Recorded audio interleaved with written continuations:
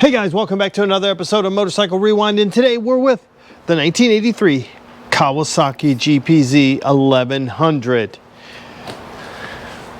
It's going to be a good day. More importantly, guys, we're finally getting rid of these turn signals. These guys, see, it's not very good. They were on it already when I got the bike, so we're going to pull it off. We're going to pull those off and put factory back on. So one of the main reasons why I picked up this 1984 Kawasaki GPZ1100 was for the turn signals, front and rear. I've already taken the front ones off. I'm going to go ahead and clean these up really good, try to get the plastic to not be faded anymore, like right in here. And the really good thing is that this one has the inner fender, which I was missing on mine. So you can see it's missing. It's not even here. I think it may have been cut off maybe. So we're going to be able to put that back fender back on this thing, and we'll be on the road to being awesome. Well, it's already awesome, but it'll be way better. It unbolts right here, and then there's two more bolts back there. Hey guys, sorry to take you away from the video, but we'll get you back to it real quick. Just want to tell you something that we have coming up. We're going to be starting a brand new series on Motorcycle Rewind called Motorcycle Stories, where we talk to people about their motorcycle and their motorcycle histories. I always say motorcycles are cool, but the stories are way better, and every motorcycle has a story, and I want to hear yours. If you're interested in telling us, go ahead and email me at motorcyclerewind@gmail.com or find me on Instagram or Facebook at Motorcycle Rewind. Thanks again, guys. Back to the video. We'll be able to pull the ECU out and see if I can get behind it. Got that guy off. Can I get it? Yeah, there's just one. I can get him over here. Good, I can undo those too. It should drop the whole thing. Oh, finally. Finally got it out. Let me unplug these.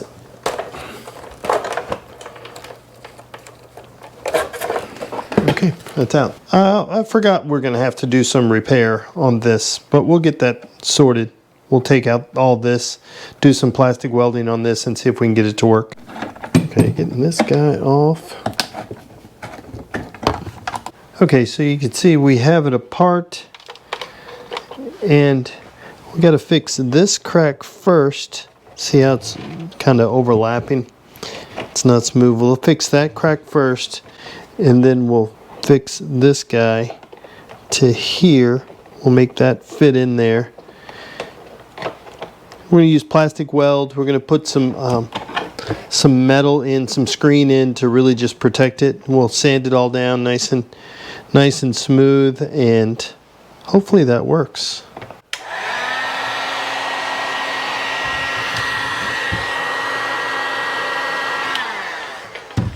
Let's see if I can manipulate this. There we go. Better already. Now we're going to see if we can plastic weld that. Okay, so I've got a piece here. I'm going to use the plastic welder. And I've got a piece of screen cut right here just to go right there. I'm also going to cover the hole that was drilled in it, and we'll fill it from the other side. And actually, I'm going to fill it from this side. I'm going to fill it first. See if I can get some stuff in there.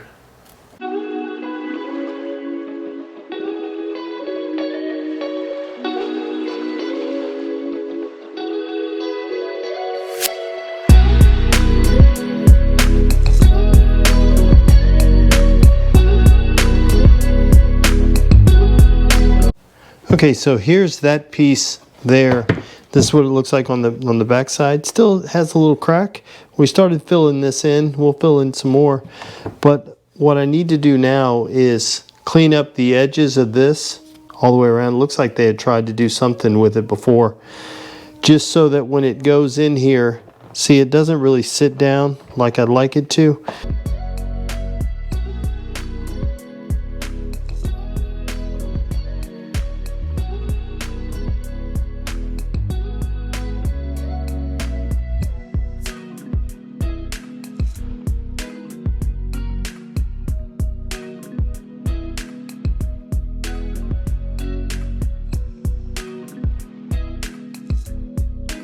Guys, this welder I'm using, you get it at Harbor Freight. It comes with a pack of these welding sticks. Call them sticks. You can find it on Amazon, and it comes with some screen, and all you do is just heat and eat, so to speak. And if we do another screen right on top just to reinforce that whole area. So I have me this piece cut here. I'm gonna go ahead and stick it, and then we'll bend it around.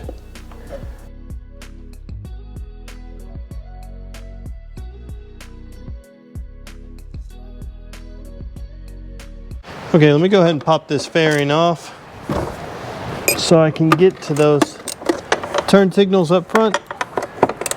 It's not that difficult to take off. Let me get you in here, I'll show you where they are. There's just 2 bolts on each side, 2 here and 2 there, and then there's a pin that holds in down here. So we'll just get these off. Okay, so good. That's all I need to do, just to drop it right there. It'll make it a whole lot easier to get to these now. There we go. All right. Free at last.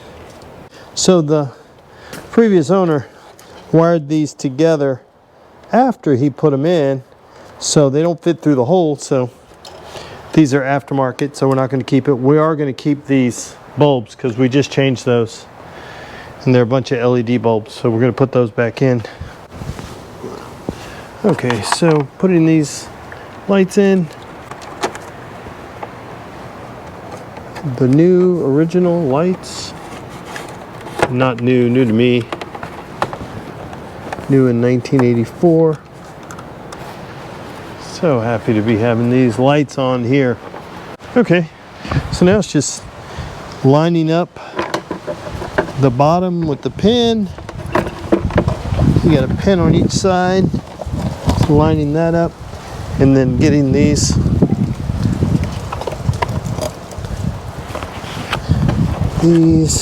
studs to go through here. There we go. Should be it right there. 1 in and 2 in. Good. That's just bolting these up. Okay, so we got this guy off.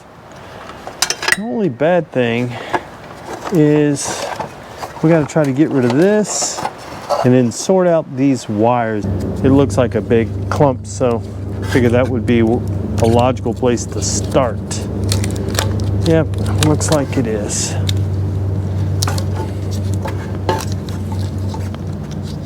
We'll just repair all this.